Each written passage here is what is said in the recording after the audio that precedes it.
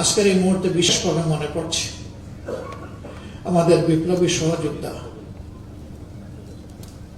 হাদির শরীফ উসমান বিন হাদির কথা।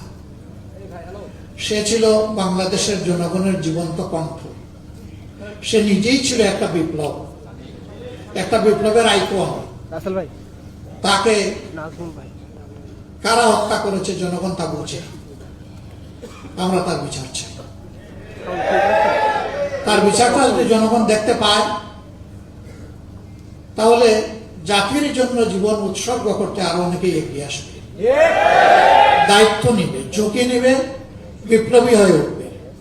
কিন্তু এই বিচারকে যদি ধামা চাপা দেওয়া হয় তাহলে এদেশে বিপ্লবীর জন্ম হবে না। অতএব হাদির বিচার সহ এরকম বিপ্লবীদের বিচার আমাদের বড়ই প্রয়োজন। আপনারা সবাই ভালো থাকবেন। আল্লাহ তাআলা আমাদের দেশের প্রতি রহম